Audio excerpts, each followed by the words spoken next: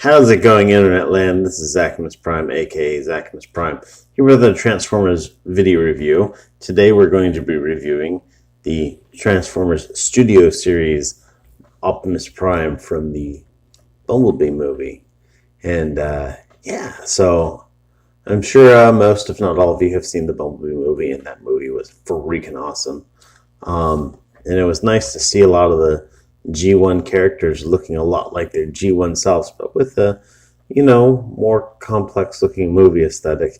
The movie aesthetic has been swapped up for the Bumblebee movie, and I think it looks a lot better now than it did in the especially in the original trilogy, and most especially in the last two.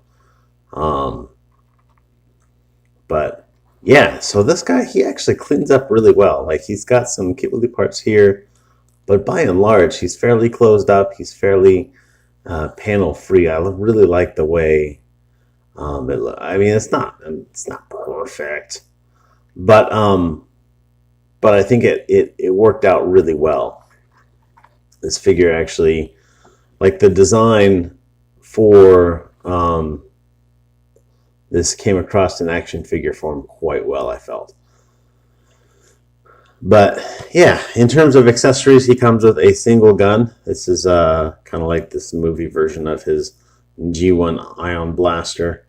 And that just fits in his hand like so. Just like that. You can see there's these two pegs on either side here. You can sit and peg it onto his back, because there's these two ports here. And that's kind of fun. I like that, actually. But yeah, just really good surface detail on him. Really good, just like little details and designs. There's some sort of, like, I don't know, it almost looks like a serpentine belt there. But just good, just details and complexities and sculpt. It just looks great.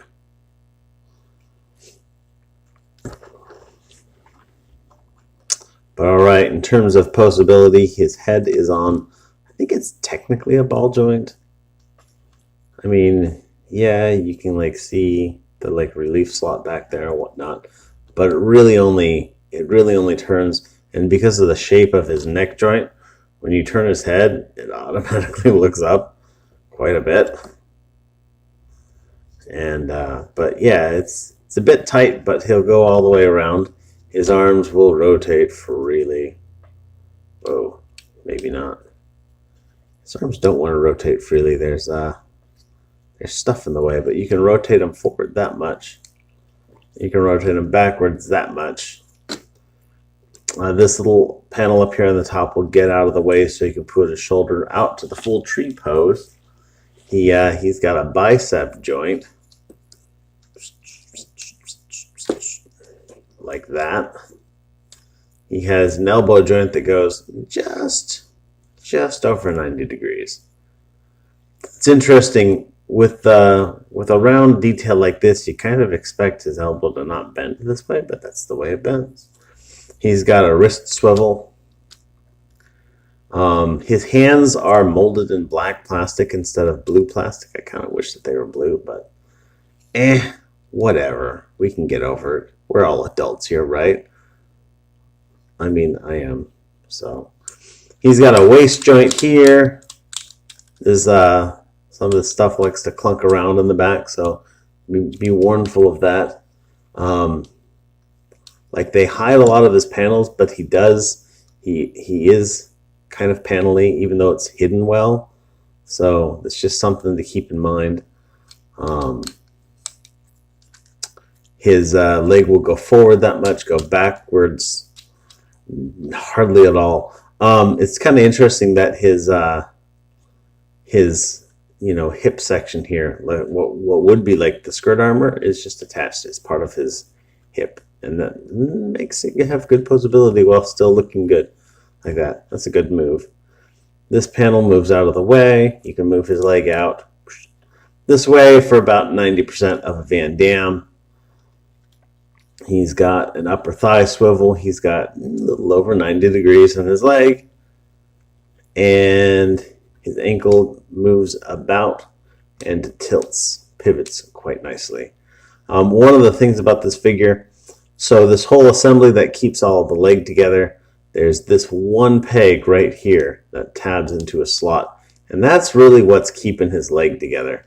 So when you're moving his legs or whatnot, especially this lower leg here, because the foot's connected to this ankle joint, the ankle joint's connected via a tab to this panel right here. And so when you wiggle his leg, it wiggles that panel. If you wiggle that panel, it untabs this. So you're going to find that that's going to come untabbed a lot. It's not a big problem. It's easy to fix. It's even easy to keep control over when you move stuff around. Just kind of grasp it right here so your fingers applying pressure and that panel won't come unseated. But alrighty, I don't have the deluxe class Bumblebee movie Bumblebee, because I bought that figure and it was just floppy and it wouldn't transform into its alt mode properly. It would, like, nothing would peg in properly, and I was super upset with it, and I returned it. And now I don't have it. I should have done a review for it first and then returned it. I actually had somebody comment to me yesterday on Facebook that I really should review more shit figures, because I tend to only grab figures that I like or that I'm interested in or that I think look good. Like I preview my figures before I get them, so I'm generally good at not getting just absolute garbage. And so I almost never do, like, terrible reviews, because, I mean, basically most of what I get is stuff that I actually get myself, especially since I don't have a sponsor anymore. And I'm not going to spend money on a figure that I think is terrible. So I tend to not get terrible figures. So he was saying, though, no, you should totally review some terrible figures. It would be great. I do have a review. I'll have to pull it out of my archive of a KO I picked up in a mall in Indonesia, and it was a great review. Ended with me running it over with my car. So maybe I'll do that. Maybe I'll find that. Anyhow, let's get down to transformation on this guy. I've already pulled off his gun, so what we're going to do here is we'll just start with the upper body. We're going to unpeg these panels here. Disconnect his head. It's going to bring that down. This panel here is just kind of going to fold up in there. You want to get this panel to come down. Move his arms out. And that'll allow you to get these things out of the way. And you can take this whole thing, and there's a pivot right here above his waist. Rotate that down, and then you can turn this. There's a joint right in here, kind of like the Classics Optimus Prime. Turn that around like so. Now what you want to do is you want to take, there's a joint in here that it just turns the forearm, and you want to turn that 90 degrees like that. And then push this to the back.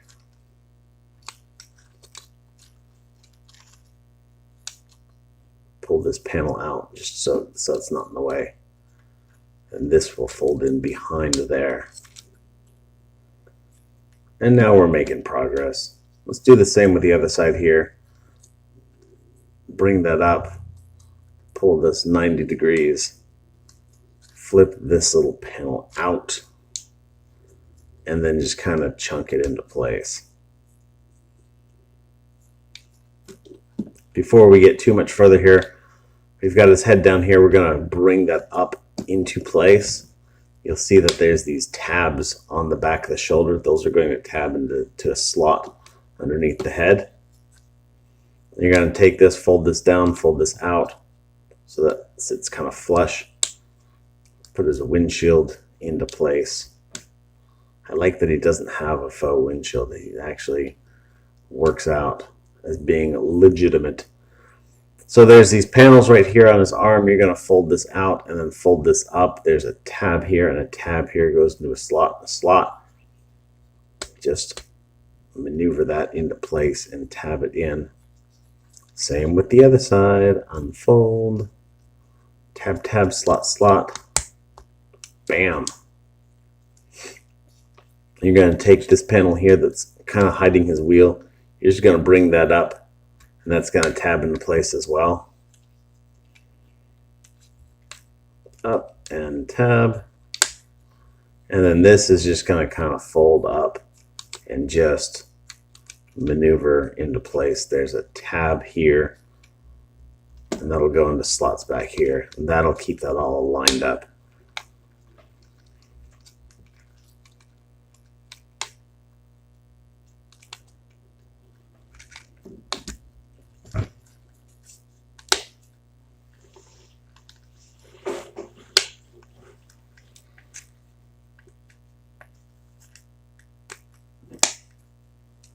There we go. Now for the legs. I think the first thing we're going to do is we're going to take this little box here, move that up, push the fuel tank out. This panel here is going to come untabbed, and there's a tab right here that will go into that slot right there. Bam. Let's disconnect this. This is all just going to come out, and all of this panel is going to come with that. We're going to take this panel, fold that up, fold that in, and this is going to sit here just for the moment. We're going to take his foot and extend it out and turn it this way, like so. We're going to rotate this around from the underneath, and there's a tab right here, little peg that fits in, that fits into this little rectangular hole right there, just like that. Then you're just going to take his trailer hitch, pull it out from underneath his foot, and then do the same with the other leg here. So move that little box up, move this fuel tank out, take this panel here, tab, slot, done, done. Disconnect this.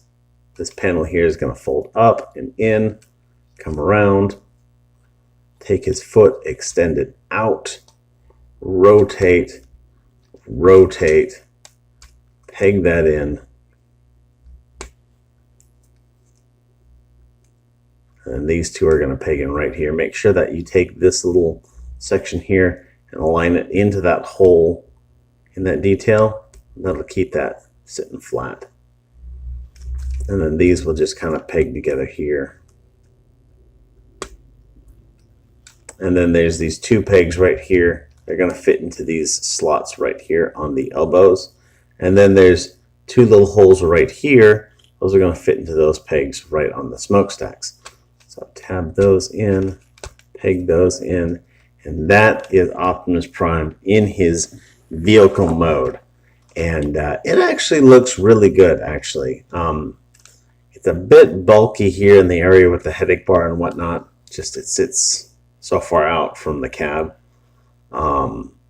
This whole part is a little bit bulky. I was kind of concerned by all of this space in here, especially since they don't do anything with it. So pretty certain you're supposed to take, I'm sure somebody at Hasbro at one point looked at the truck and be like, trailer, pfft, that's where you put his gun. Yeah, all about that gun stuff right there. Oh, except it doesn't even want to fit there. Does not even want to fit there. What I've been taking to doing, and this is not an intended feature, but it fits really well, is you take his gun, you bring these little panels up, and you just kind of slot it in there, and then you close this back up. And, you know, it's not intended to go like that. If it was, they would be able, if they had made like a few minor changes to the function, to the sculpt of that gun, it would fit in there perfectly, like it was intended, like as if it was intended to fit in there. But as it is, I think that works out pretty well. It doesn't add anything to, it doesn't, you know, mess up his clearance. These panels still peg in just fine down here. I guess maybe that little thing sticks out. It's not a problem. It still rolls just fine, and it kind of fills up that space, and it hides the gun away from. So there's your tip from the old Zachimus Prime. Good old XP here, giving you them pro tips.